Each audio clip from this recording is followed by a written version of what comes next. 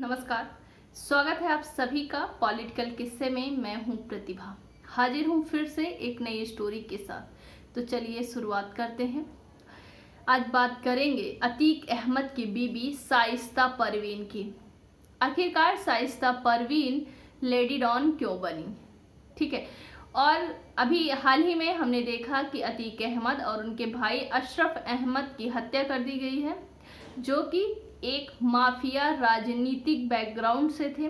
उसके 2 दिन पहले अतीक अहमद के बेटे अशद अहमद का इनकाउंटर में मारे गए थे। तो चलिए शुरुआत करते हैं अतीक अहमद की बीबी शाइस्ता परवीन की पूरी कहानी। एक बार जानते हैं होल हिस्ट्री क्या है।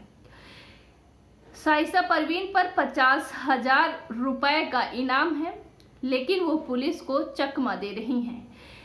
यूपी पुलिस व एसटीएफ लगातार शाइस्ता के पीछे लगी हुई है, लेकिन वो गिरफ्तार नहीं हो रही हैं। आखिर इतनी शातिर कैसे बनी शाइस्ता? जाने पूरी कहानी। अब अतीक का अंत हो चुका है। 50 साल से जिस अपराध के किले को उसने बनाया था वो ध्वस्त हो चुका है। जब जेल में था तो उसकी जगह उसकी बीबी शाइस्ता परवीन ही अपने पति की जुर्म की दुनिया को संभाल रही थी, जिस वजह से शाइस्ता परवीन को लेडी डॉन के नाम से भी जाना जाता था। किस शख्स से रंगदारी मांगनी है और कैसे उसको धमकी देनी है, ये सब शाइस्ता परवीन ही करती थी। शाइस्ता और अतीक की शादी 1996 में हुई थी। शाइस्ता पुलिस को चकमा देने में इतनी माहिर इसलिए है कि वो खुद भी एक पुलिस वाले सिपाही की बेटी है। शाइस्ता परवीन के पिता का नाम फारूक है और वह उत्तर प्रदेश पुलिस विभाग में सिपाही थे। उनका पूरा परिवार पुलिस हेडक्वार्टर में रहता था। शाइस्ता परवीन का पूरा बचपन पुलिस हेडक्वार्टर में ही बीता। उनके पिता के तबादले जहां जहां होते रहे वो वहीं अपने पिता के साथ ही रहती थी।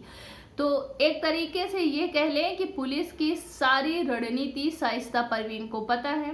पुलिस को कैसे चकमा देना है, कैसे पुलिस से बचना है, ये शाइस्ता परवीन ने अपने पिता के बाद अपने पति से सीखा।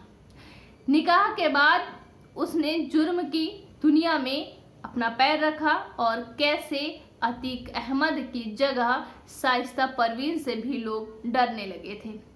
शाइस्ता परवीन इलाहाबाद यानी प्रयागराज के दामोपुर गांव की रहने वाली थी। बचपन में पिता के साथ कई थानों में बने सरकारी पुलिस हेडक्वार्टर में रही, कई साल प्रतापगढ़ में रही। फिर शाइस्ता परवीन 4 बहनें और 2 भाई हैं, उनमें से सबसे बड़ी शाइस्ता परवीन है। शाइस्ता परवीन का मतलब अगर जाने तो शाइस्ता परवीन का मतलब है अच्छी, अदब, शिष्टाचारी, योग्य और काबिल होना। लेकिन शाइस्ता परवीन अपने नाम के बिल्कुल अपोजिट है। कहा जा रहा है कि शाइस्ता परवीन जिस तरह रौब से लोगों को धमकाती थी, अतीक के जेल जाने के बाद वो पूरे राजनीतिक हो या फिर माफियागिरी हो, पूरे बैकग्राउंड को वही संभालती थी। कहाँ कांड करना है पूरा ऑपरेट शाइस्ता परवीन करती थी। शाइस्ता परवीन वैसे तो ग्रेजुएट हैं। उन्होंने 12वीं तक की पढ़ाई किदवई गर्ल्स इंटर कॉलेज में की। उसके बाद उन्होंने ग्रेजुएशन इलाहाबाद यूनिवर्सिटी से किया है। 1996 में शाइस्ता परवीन का निकाह अतीक अहमद से हुआ और यहीं से जुर्म की दुनिया में शाइस्ता परवीन का भी नाम जुड़ता है। शाइस्ता परवीन का परिवार रिश्ता लेकर आया था और दोनों की जान पहचान पहले से थी। शाइस्ता परवीन के कुल 5 बच्चे हैं, जिनमें से एक मुठभेड़ में मारा गया था। अली और उमर अभी भी जेल में हैं और 2 बच्चे उनके बाल सुधार गृह में हैं। अब हम ये जानते हैं कि शाइस्ता परवीन कैसे उमेश पाल हत्याकांड में शामिल थी। ये एक बड़ा सवाल उठता है कि आखिरकार उमेश पाल हत्याकांड में अतीक की बीबी शाइस्ता परवीन का नाम कैसे आया। असल में उमेश पाल की हत्या की शुरुआत शाइस्ता ने ही कराई थी। शाइस्ता परवीन पहले अतीक अहमद से मिलने साबरमती जेल पहुंची और वहां पर फोन कॉल की व्यवस्था हुई उसके बाद अतीक अहमद फ़ोन से जो गाइडेंस या डायरेक्शन देता गया, शाइस्ता परवीन उसी को फॉलो करती गई। उन्होंने शाइस्ता परवीन ने ही हायर किया कौन गोली चलाएगा, कहाँ से गोलियां आएंगी, कब गोली चलानी है। शाइस्ता परवीन की पूरी घटना में असद अहमद को शामिल नहीं करना चाहती थी। इस पर कई बार शाइस्ता परवीन ने जोर दिया, लेकिन अतीक अहमद ने असद को शामिल किया। अतीक अहमद ने कहा कि वो शेर का बच्चा है। अब हम जानते हैं कि अतीक अहमद की बीबी शाइस्ता परवीन कैसे लोगों को डराती थी। इस बारे में कई लोगों ने खुलकर बात की।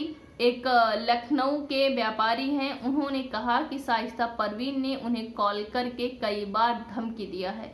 वो फ़ोन करके कहती थी कि अगर आप ज़मीन का जुड़ा मुद्दा है, ज़मीन नहीं खाली करेंगे तो कब्जा कर लिया जाएगा, और माफियाओं से वो ऐसे ही बात करती थी। इसीलिए साल 2023 में शाइस्ता परवीन बीएसपी यानी कि बीएसपी ज्वाइन करना चाहती थी। मीडिया रिपोर्ट का दावा है कि प्रयागराज में मेयर के चुनाव के दौरान शाइस्ता को टिकट देने की बात भी सामने आई थी, लेकिन 24 फरवरी को उमेश पाल हत्याकांड हो जाता है और उमेश पाल हत्याकांड में अतीक अहमद का नाम सामने आ जाता है। इसी से चीज़ें बिगड़ जाती हैं और शाइस्ता परवीन को टिकट नहीं दिया जाता है।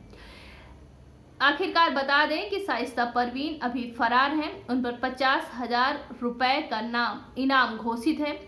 अतीक की हत्या हुई, लिहाजा शाइस्ता परवीन नहीं शामिल हुई।